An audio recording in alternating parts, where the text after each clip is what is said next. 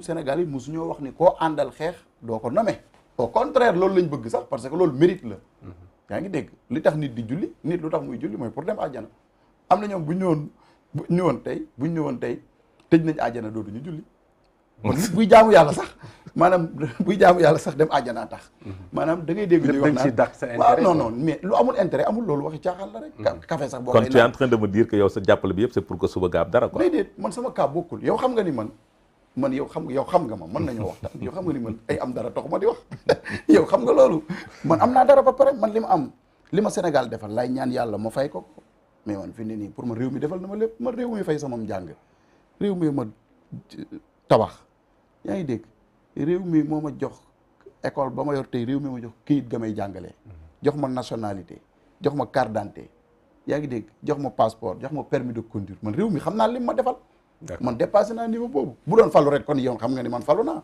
yaa ngi dégg kon ñun waxuñu pour loolu te yow xam nga loolu ça veut dire man dama d'accord ci ñi ànd ak yow sonn ñooñu dañ leen a war a jox bokkut ak mbiru famille parce que dafa am lu ñu dal ci Ablaye Wade mu jël Karim Wade jox ko ay responsabilité ñun ñëpp ñu taxaw xeex ko Macky Sall tamit ci contexte boobu lañ ko fale kon li ñu doon xaar ci moom mooy famille am waruñu dugg ci nguur gi yaa ngi dégg du benn bu dee ni sax xarañ nañ famille bokku waaw waxuma famille kii am nag biologique waaw famille politique am nag war na leen a jox parce que ñooñu la àndaloon di mais ñooñu ci famille politique bokk bi na lañ ci bokk sax li ko indil problème Macky Sall non dama ne ma daaneel Adama ñooñu ci famille politique bi lañ bokk Mansour Faye il a créé le parti installé parti bi au niveau national non xeex ci ba mu parti bi accéder au pouvoir non il a démissionné du parti du PDS Mansour Faye dafa démissionné PDS génn ànd ak Macky Sall xeex parti bi dem uti ay militants ba parti bi accéder au pouvoir non démocratie combattre na wala combattre c'est important c'est important gis nga royaume xam nga royaume lu mu nangu dondante dafa am ñaar yoo xam ne nii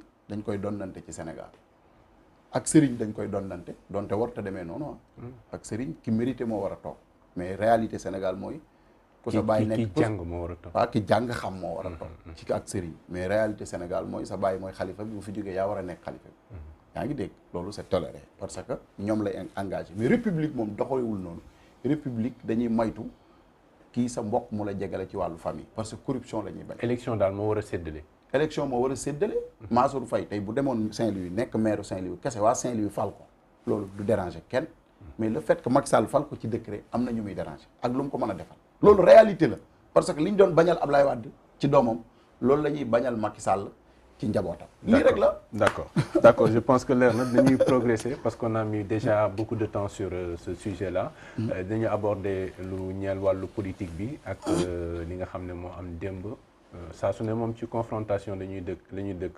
bu opposition waxee Aminata Touré ak ay gaawam ñëw toog wax ñoom itam loolu dinañ ko analyser waaye ñi nga xam ne également yéen a nekk di ñu suivre en direct mën ngeen joxe seen opinion si sujet yi nga xam ne moom la ñuy débattre bu ngeen amee ay laaj également mën ngeen ko bind bu ko defee dinañ ko daal di indi teg ko ci sur la table daal di ci waxtaanee. Adama dañuy dugg ni ma ko waxee ci wàllu politique bi démb ñaari sorties yi nga xam ne am na démb Ousmane Sonko nee na wax na waaye waxalul Yewwi Askan Wi waaye dafa indi wax problème yi nga xam ne soulevé nañ ko ba ñu leen sax Yewwi Askan Wi dafa tas indi na ci ay leeral suivre nga ko certainement parce que yéen doo leen raté Ousmane Sonko. suivre ma ko pour dire vrai. sincèrement suivre ma ko. parce que man am naa beneen jot bu dul toog di déglu Ousmane Sonko muy wax. non daf doo joxe réponse bi ci wàllu manipulation bi maintenant non c'est-à-dire ay bride xam nga gars yi dañu dagg ay coupures di ko partager ci sur les réseaux sociaux. par rapport à ça ban lecture justement nga ciy def. c'est-à-dire man nag lecture communicant bi lay def. J'ai vu un homme désemparé. Ousmane Sonko. Oui, carrément désemparé.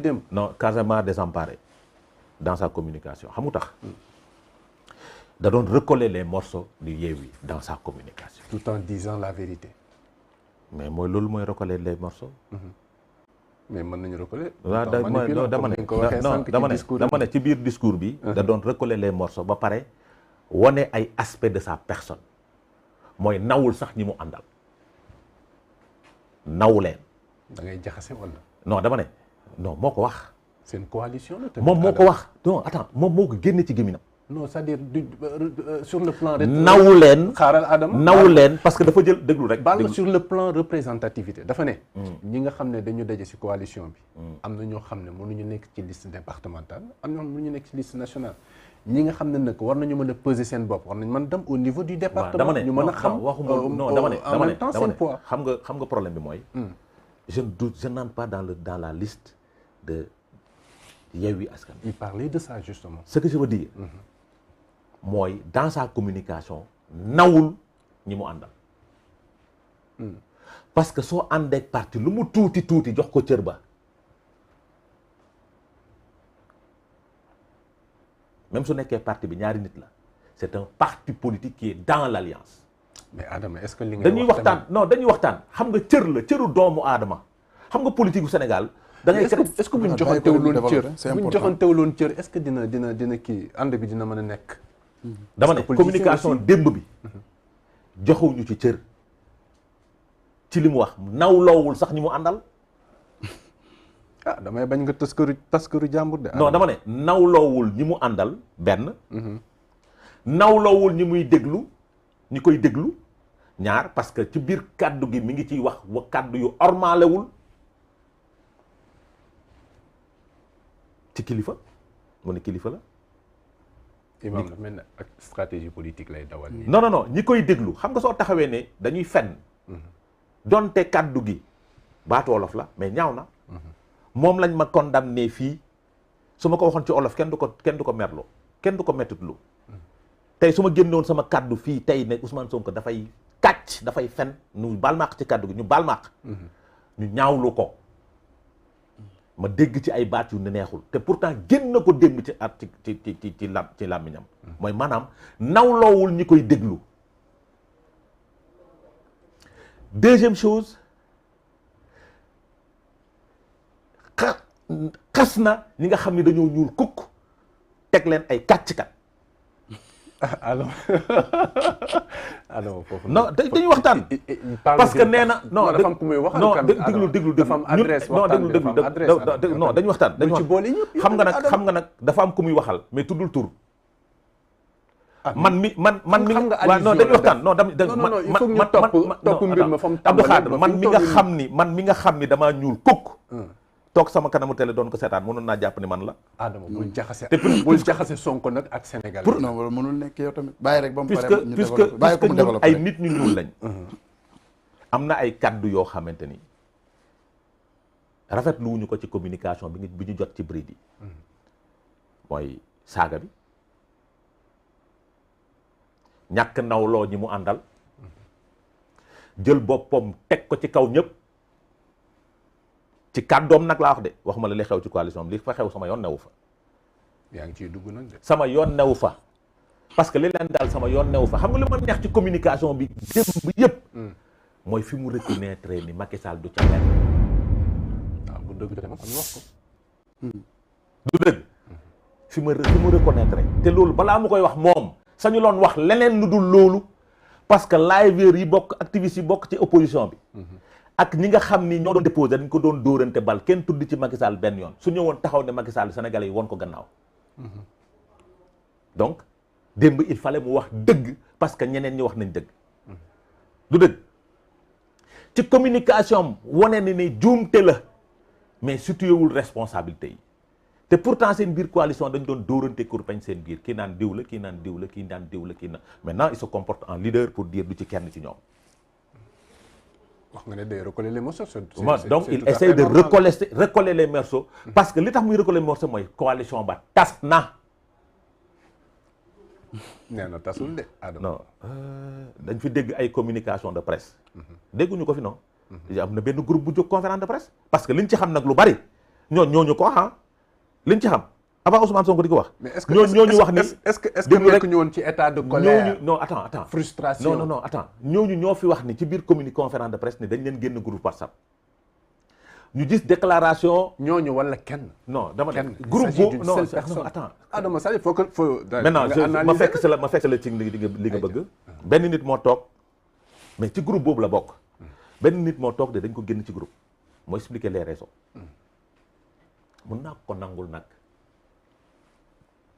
parce que nit da nga koy ormal moom mi naan dañu war a ilmaal kilifa yi ci biir groupe ba na ormal ñi muy waxal ci Sénégal bañ a wax ju ñaaw bañ a saaga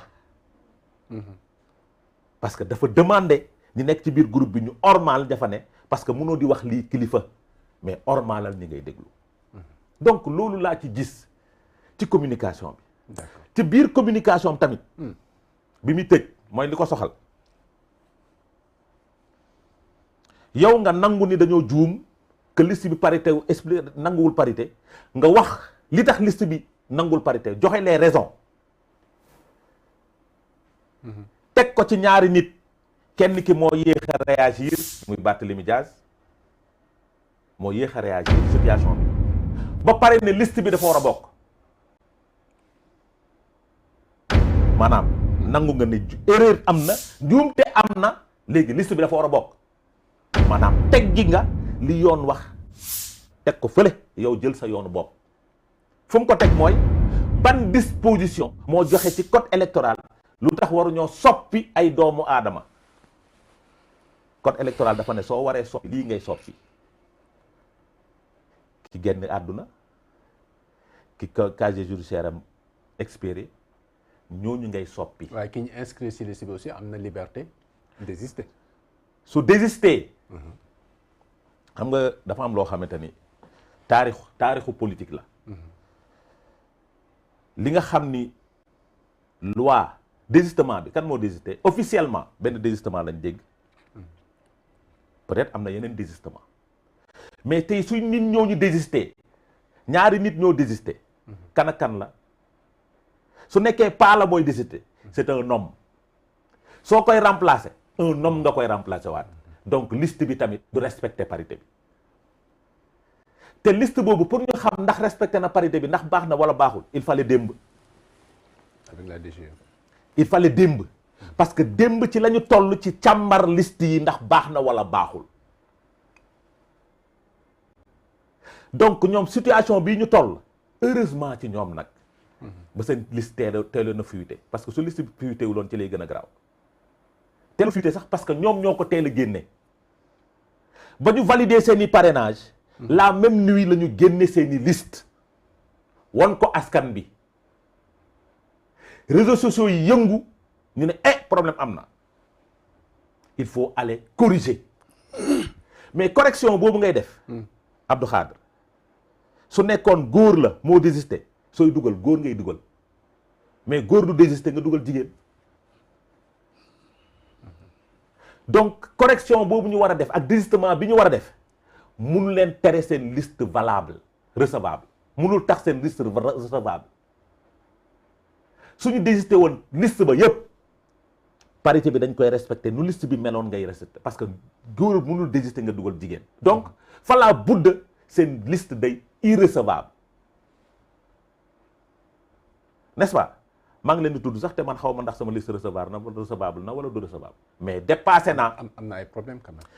dépassé naa étape bu parrainage du moment où on a accepté non foofu la problème bu liste Benno Bokk problème amu Adama kon non attends c'est parce que kon nag kon xamu leen dépassé naa ko mais bàyyil boobu point boobu après ñu ñëw ci dama ne ci analyse ci discours kii bi dama ne dépassé naa Benno Bokk Yaakaar dépassé nañ fu ñuy waxee parrainage parce que on a déjà validé nos parrains maintenant fañ la ñu toll ci fond wu liste bi ñetti mbir la ñuy vérifier ma wax ko sénégalais yi ñu xam mooy est-ce que dossier yi mat na est-ce que casier liste bi respecté na parité est-ce que troisième dernière chose les gens qui ont été investis sont éligibles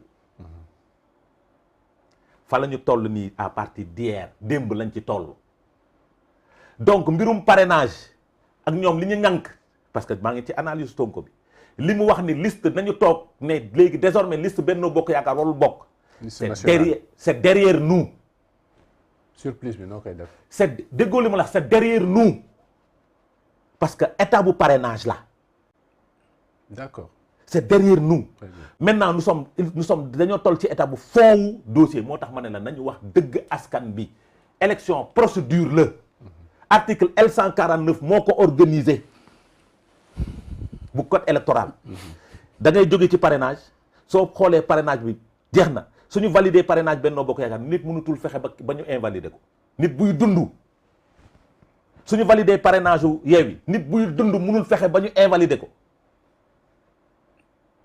parce que étape boobu weesul. d'accord maintenant ñu ñëw ci fond bi. daanaka moom la ñu toll démb. moo tax bañ ci tollee démb. toog naa fii sa plateau. avant ñuy invalider liste Benno Yewwi bi. toog naa fii sa plateau ne damay préciser ne la liste n'est pas encore invalidée. parce que tollaguñu woon ci étape boobu. effectivement ku ci waxoon jamono jooju rek yaa ngi wax la neex. parce que kii validé ak kii invalidé. c'est en fonction des 3 points. mooy est-ce que respecté na parrainage est-ce que respecté na parité bi est-ce que les dossiers sont complets est-ce que ñi ñu élire ñi ñu investir sont éligibles. d'accord moo tax ñoom puisque ñoom rëcc nañ ba am nañ seen liste yu ñu pare man mii sax rëcc gu ma parce que xaw ma ndax sama liste respecté na parrainage bi xaw ma ndax sama liste dossier yi mat na xaw ma ndax liste Benno Bokk Yaakaar les gens investis sont éligibles. d'accord je pense que leeragul de.